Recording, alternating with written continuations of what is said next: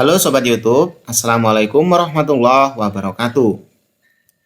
Sobat YouTube sekalian, Bapak Ibu Guru, selamat datang kembali ya di channel saya. Di kesempatan ini, saya akan coba berbagi kepada Sobat sekalian info terbaru terkait GBPNS. Nah Sobat, kita akan coba membahas atau melihat alur tunjangan insentif GBPNS tahun 2023. Kira-kira alur pencairan tunjangan ini masih sama dengan kemarin, tahun 2022, ataukah ada perbedaan? Untuk itu jangan sampai salah Sobat sekalian. Simak infonya hanya di video ini, supaya Sobat sekalian tidak terjadi gagal paham. Sebelum lanjut, bantu support channel kami dengan klik tombol subscribe-nya, serta di-share ke media sosial Sobat sekalian.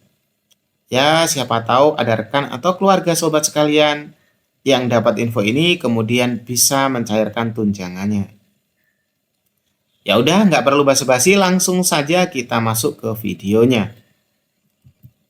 Sobat YouTube sekalian, sebenarnya Sobat juga itu bisa langsung ngecek dengan login di simpatikannya Sobat sekalian, terus lihat di bagian insentif GBPNS-nya apa semuanya itu sudah tercontreng hijau atau masih ada yang silang merah kayak gini.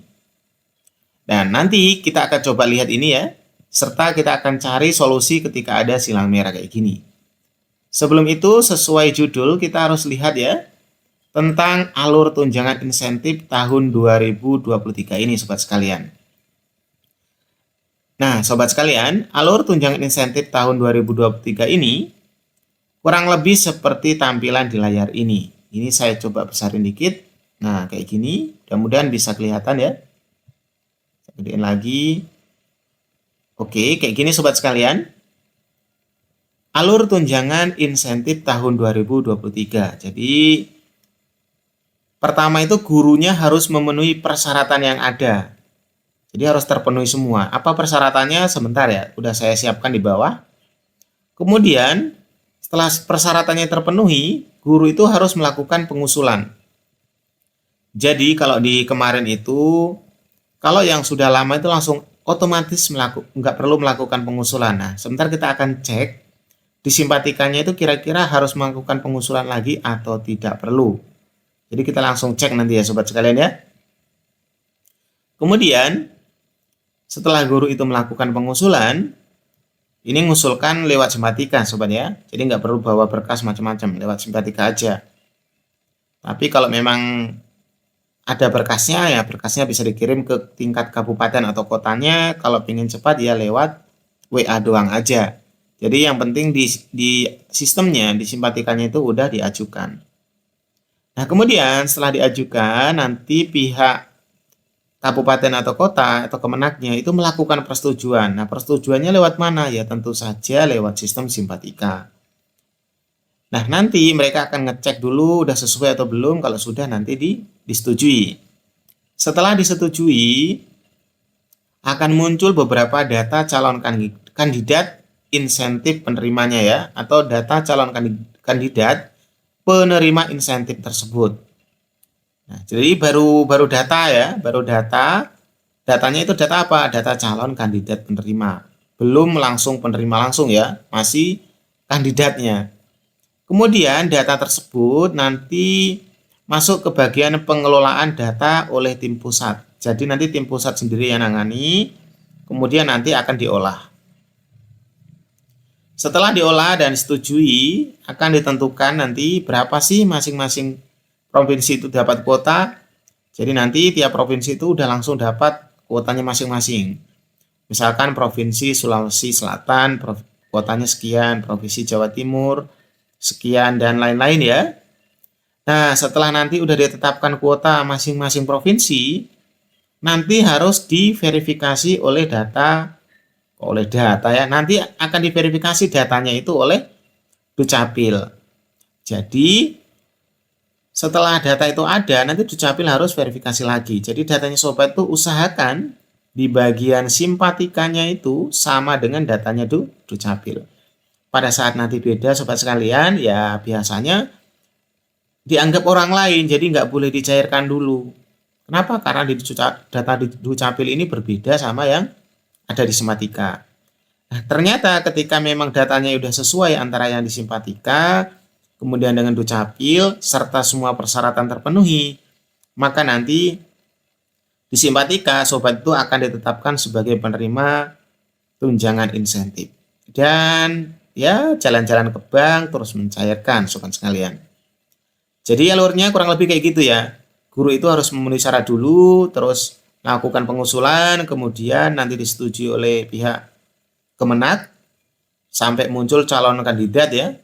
Setelah calon kandidat ada, datanya dikasih atau dibuang ke sini di bagian pengelolaan data oleh tim pusat. Kemudian nanti data tersebut akan menghasilkan kuota untuk masing-masing provinsi. Setelah itu baru dicocokkan atau diverifikasi oleh pihak Dukcapil. Ketika cocok dan lolos verifikasi, maka akan ditetapkan sebagai penerima. Nah, tadi kita bicara tentang syarat ya. Guru harus memenuhi syarat. Apa saja syaratnya? Seperti ini sobat sekalian. Jadi persyaratan ini, pertama namanya lengkap dan sesuai data online di Dukcapil. Jadi sobat itu, saya sarankan jangan lihat yang ini, jangan. Tapi lihat kakaknya. Kenapa? Karena kakak itu yang sinkron sama Dukcapil. Itu pun sobat itu harus ngecek di bagian Dukcapil langsung. Kira-kira datanya yang ada di kakaknya sobat itu yang udah online atau belum? Karena banyak problem di kakak yang dicetak itu udah ada. Udah sesuai menurut kita ya, udah sesuai antara kakak sama temennya ini. Akan tetapi di online-nya ternyata ada perbedaan satu huruf atau perbedaan spasi gitu ya.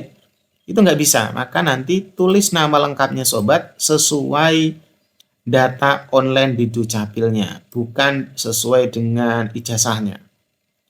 Nah, kalau memang sobat ingin menyesuaikan dengan ijazahnya, ya harus perbaiki dulu di Dukcapil. Maksudnya yang nama di kakaknya perbaiki dulu di Dukcapil, terus online kan. Setelah namanya lengkap, nanti data ini juga ya, data nomor induknya juga harus sesuai. Ini harus online juga, sesuai datanya di Dukcapil. Nggak boleh kosong dan harus sesuai dengan ini sebenarnya. Walaupun di sini ditulis kayak gini ya. Setelah itu, tempat lahirnya tidak boleh kosong dan harus sesuai dengan data yang online. Kenapa? Karena datanya nanti yang diambil yang online.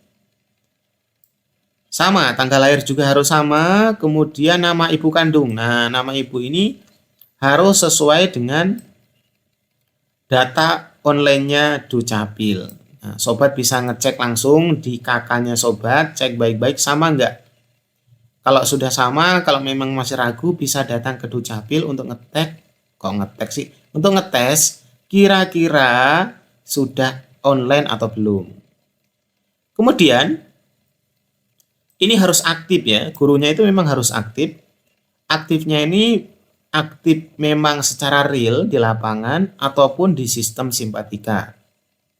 Setelah aktif, sobat itu memang harus mencetak keaktifan. Jadi kartunya itu nanti dicetak. Maksudnya gini sobat, di Simpatika itu nanti ada tombol mengaktifkan ya tiap semesternya. Jadi sobat itu harus aktifkan itu. Nanti kita akan coba kasih lihat ya kalau sempat. Terus kemudian ada minimal 6 jam tatap muka. Nah, kalau kemarin ini harus linier sobat. 6 jam tatap muka dan harus linier. Karena kalau nggak linier nanti nggak dianggap. Banyak yang bertanya loh, saya loh sudah jabat wakil kepala sekolah, udah lebih dari 6 jam. Nah, yang diminta di sini adalah JTM, yaitu jam tatap muka ya. Jadi ini bukan jam biasa, tapi jam tatap muka, sobat sekalian. Selain itu, sobat itu harus aktif berturut-turut selama 2 tahun. Jadi selama 2 tahun terakhir itu, sobat harus aktif. Seandainya nggak aktif selama 2 tahun berturut-turut, nanti nggak bisa. Gitu ya. Misalin, sobat itu udah ngajar berpuluh-puluh tahun, tapi ternyata di 2 tahun kemarin, sobat itu lupa mengaktifkan di salah satu semester. Nah, ini bisa terjadi kendala. Kok bisa nggak aktif ya? Harusnya kalau nggak aktif berarti guru di sana itu nggak bisa menerima karena nggak bisa ngajukan nanti S25-nya seandainya memang salah satu guru itu nggak mengaktifkan. Jadi saya rasa ini aktif 2 tahun berturut-turut untuk saat ini udah pasti teratasi ya. Kemudian sobat itu belum sertifikasi. Jadi kalau sudah sertifikasi, sobat sekalian nggak bisa karena udah dapat memang tunjangan dari sertifikasinya. Kemudian memiliki NPK atau NUPTK.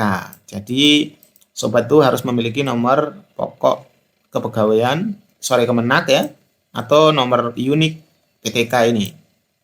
Kemudian sobat harus udah S1 atau D4, terus belum masuk usia pensiun, kemudian non PNS. Jadi kalau udah PNS nggak bisa, udah pensiun juga nggak bisa, terus kalau masih di bawah D4 atau S1 nggak bisa. Jadi D3 nggak bisa. Terus ada poin penting yang perlu dipahami bahwa madrasah sobat itu harus udah ber-NSM. Jadi nanti disimpatikannya itu diisi NSM-nya berapa ya. Kemudian provinsi madrasahnya tidak boleh kosong. Jadi disimpatikannya harus diisi provinsinya mana, kabupaten atau kota madrasahnya apa. Jadi harus diisi, nggak boleh kosong. Kecamatan madrasahnya apa, nggak boleh kosong. Bahkan kode pos pun nggak boleh kosong. Kemudian provinsi domisilinya nggak boleh kosong. Kabupaten kota domisilinya nggak boleh kosong. Kecamatan domisilinya nggak boleh kosong. Kode pos domisilinya nggak boleh kosong. Jadi yang untuk domisili ini juga harus dicek di simpatikannya. Kalau ada kosong, perbaiki memang. Itu sobat sekalian ya. Jadi itu adalah alur tunjangan insentif tahun ini, tahun 2023. Nah, sekarang kita lihat di simpatikannya langsung sobat sekalian. Di simpatika, sobat bisa login, terus pilih login PTK, maka akan nanti muncul tampilan kurang lebih kayak gini. Di sebelah kiri, bagian bawah, itu ada namanya tunjangan insentif GBPNS, sobat sekalian. Sobat klik, maka akan muncul tampilan seperti ini. Nah, di sini, pada saat muncul di GBPNS-nya kondisinya kayak gini, artinya sobat itu pernah mengajukan sebelumnya. Jadi, ternyata tadi di alur ini, kalau ada keterangan guru melakukan pengusulan, ini berarti untuk guru yang belum pernah melakukan pengusulan. Terbukti di sistem itu nggak perlu melakukan pengusulan lagi bagi yang sudah pernah melakukan pengusulan. Nah, ini kalau seandainya muncul kondisi kayak gini nih sobat, artinya ada salah satu persyaratan yang belum terpenuhi. Kebetulan di sini berstatus aktifnya itu masih contreng ya, masih silang ya. Nah, caranya gimana? Caranya sebagai berikut. Nah, sobat YouTube sekalian, untuk mengatasi masalah yang kayak gini, masih ada silangnya. Jadi kita itu harus lihat di poin ini. Di menu keaktifan, kita klik ya, sampai muncul kayak gini. Kemudian kita pilih aktifkan. Kemudian kita klik OK. Nah, sekarang kita coba reload. Kira-kira gimana hasilnya ya? Saya besarin dulu. Oke, saya reload. Oke, kita oke dulu yang ini. Perhatikan, menu yang tadi udah nggak ada. Langsung muncul ajuan tunjangan insentif GBPNS ya. Jadi langsung muncul kayak gini sobat sekalian. Jadi nggak perlu lagi yang tadi itu. Kita lihat di status menerima. Nah, langsung muncul di sini sobat sekalian. Kayak gini ya. Jadi di sini langsung ada. Jadi langsung muncul kayak gini, nggak perlu lagi ibaratnya melakukan pengusulan lagi. Nah, tapi kalau di sini keterangannya masih tahun 2022, nanti akan otomatis berubah menjadi tahun 2023.